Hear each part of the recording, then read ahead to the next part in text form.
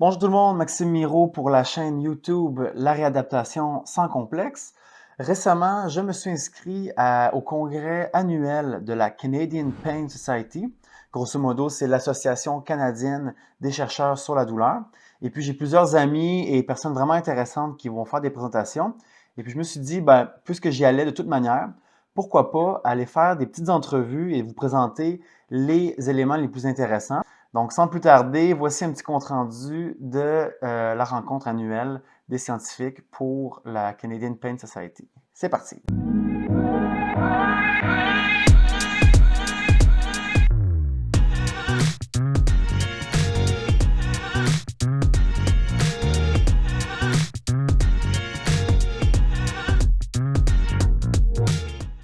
Donc, prochainement, c'est mon ami Chris qui fait un projet en physiothérapie sur un nouveau modèle qu'il essaie de valider pour aider les physiothérapeutes pour la gestion des personnes qui ont des douleurs chroniques, notamment les personnes qui ont des douleurs lombaires. Super pertinent, un gars full dévoué. C'est lui qui est le prochain. J'espère que vous allez trouver ça intéressant.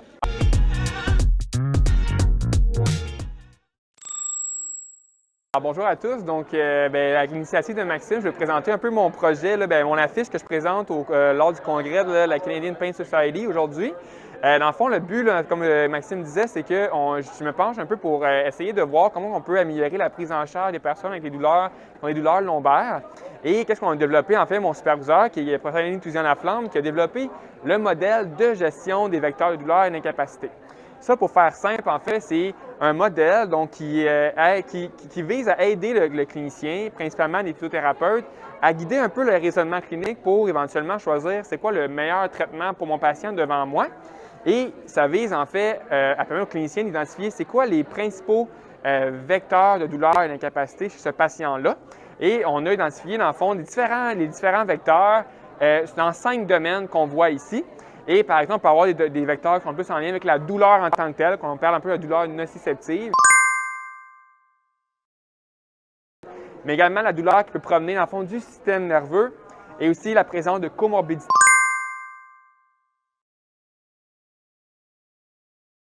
autant en santé mentale que en santé physique.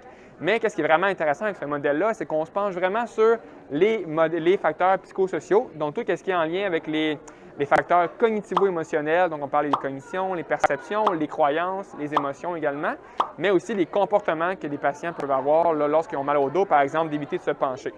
Et on a également, en fond, tous les facteurs plus contextuels en lien avec le domaine, en lien avec le travail de la personne. Donc, on sait que le douleur lombaire, ça permet beaucoup d'incapacité pour la personne pour exécuter son travail.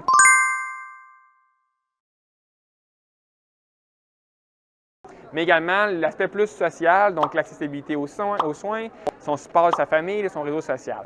Donc, en fait, la grosse nouveauté, c'est qu'on permet aux physiothérapeutes de ne pas se concentrer seulement sur cet aspect-là, qu'on est très bon, donc l'aspect plus biomécanique qu'on appelle, le mouvement et tout ça, mais également de prendre en considération l'ensemble des vecteurs qui pourraient être impliqués dans la présence de douleur et d'incapacité chez son patient. Donc, maintenant, ça que c'est dit, l'enfant, mon superviseur l'a développé, il l'a validé avec plein d'autres chercheurs, et là, on voulait voir, bon, bien, c'est bien beau qu'on a fait ça, mais est-ce que les cliniciens, dans le fond, ils trouvent ça acceptable? Donc, ça vient un peu au premier objectif de vérifier l'acceptabilité de cliniciens qui prend en charge des patients avec douleur lombaire. Puis quand je parle de cliniciens, c'est principalement des physiothérapeutes et technologues en physiothérapie. Donc, qu'est-ce qu'on a fait? C'est qu'on a recruté, dans le fond, plusieurs physiothérapeutes, autant dans le domaine public que privé, et on les a formés sur le modèle. C'était un workshop d'une journée quand ils ont montré un peu c'est quoi, comme je l'ai fait un peu en quelques minutes, là.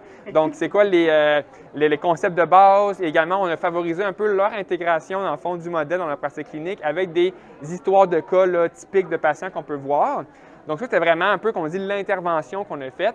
Et là, après ça, on les a renvoyés, si on peut dire ça comme ça, dans leur clinique pour qu'ils puissent recruter des patients avec des douleurs lombaires. Et on voulait vraiment rester collé à la réalité clinique, donc on n'a pas mis beaucoup de critères d'inclusion, donc tous les patients qui avaient des douleurs lombaires étaient inclus. Et on les a suivis sur 6 semaines pour voir si on a des résultats ou non. Mais comme je vous disais, on n'a pas de groupe contrôle.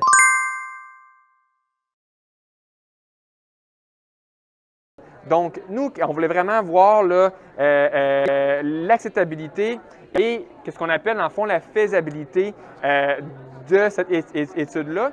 Parce qu'avant de mettre beaucoup de ressources dans une grosse étude là, clinique pour voir l'efficacité du modèle, on voulait voir avant, donc c'est souvent les premières étapes qu'on fait en recherche, est-ce que c'est faisable ça, et est-ce que c'est pertinent de le faire? Et nous, on s'est penché pour répondre à ces questions-là. On a été voir les cliniciens pour demander leur acceptabilité. Et on a été voir aussi un peu là, la faisabilité. Donc, on a été en mesure de recruter des participants, autant des cliniciens que des patients. Est-ce que, dans le fond, les cliniciens vont appliquer le protocole de recherche qu'on a développé? Donc, c'est toutes des choses qu'on a voulu voir. Et au niveau des résultats, qu'est-ce qu'on a vu? C'est que pour les cliniciens, c'était vraiment quelque chose de très pertinent, ce modèle-là, pour plusieurs raisons. Mais la principale, comme je vous l'ai dit tantôt, c'est que ça permettait, dans le fond, de faire une meilleure évaluation plus complète de leurs patients, mais surtout d'identifier les facteurs psychosociaux que je mentionnais plus tôt, qui est plus difficile pour les physiothérapeutes de prendre en considération, mais aussi de dealer avec, si je peux dire ça comme ça. Donc, c'est la première chose. Puis, au final, en fond, là, pour résumer tout ça, c'est qu'ils ont ressorti, en fond, qu'on les a quand même les a interviewés là, durant le projet, et ils nous ont dit que ça permettait, dans le fond, d'avoir faire une meilleure évaluation, mais surtout dans l'optique de délivrer des soins qui sont plus personnalisés aux patients parce qu'ils ont une meilleure idée du patient qui est devant eux, c'est quoi qui cause leur douleur potentiellement et leur incapacité, puis de favoriser un peu la communication interprofessionnelle, mais surtout, dans le fond, l'éducation qui va être donnée aux patients. Fait que, bref, on avait vraiment un feedback positif des cliniciens là, au niveau du modèle et tout ça nous a mené à établir qu'il y a quand même un bon potentiel là, du modèle pour améliorer la prise en charge. Et là, je vais me permettre un peu de vous donner là, de petits résultats au niveau de l'efficacité, malgré le fait qu'on n'a pas de groupe contrôle. Donc, on prend ça avec un grain de sel. Et comme on peut voir ici, donc l'intensité de la douleur, l'interférence dans les activités quotidiennes causées par la douleur, ils ont diminué, puis tout est de manière statistiquement significative.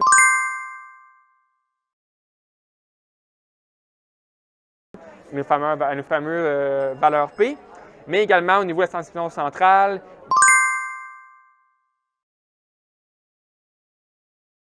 Donc, et aussi là, au niveau du travail, donc l'Orebro qui regarde un peu l'incapacité dans le fond au travail causée par la douleur lombaire.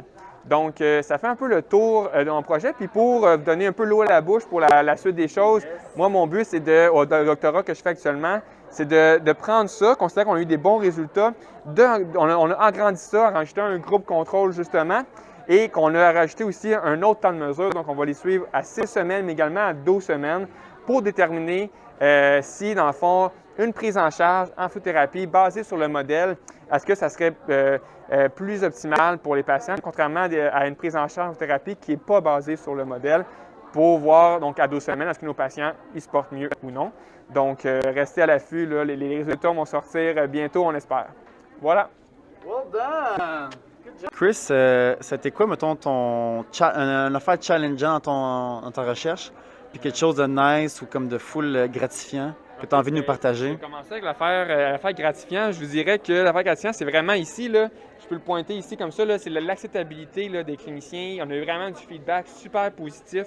On sentait qu'on faisait une différence dans le fond, qu'on améliorait un peu les pratiques actuelles. Ça, c'était vraiment cool. Je vais vous dire qu'est-ce qui était challengeant, en fait, c'est, comme vous pouvez voir, j'ai tant des données qu'on appelle quantitatives, là,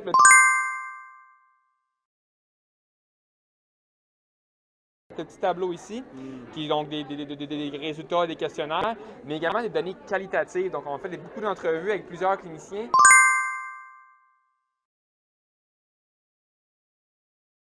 Fait que c'était difficile de vraiment là, analyser ces deux types de données-là. Fait que ça a donné beaucoup de résultats. Puis c'était très difficile de synthétiser ça en quelques minutes et dans une affiche. Mais simple is better. Fait qu'on vise ça. Puis je pense que c'est important pour la recherche pour essayer de bien vulgariser ça à vous, notre audience. En tout cas, merci beaucoup, Chris, de tout ton bon travail puis de l'aide que tu fais et que tu apportes aux personnes en douleur chronique. C'est vraiment hot.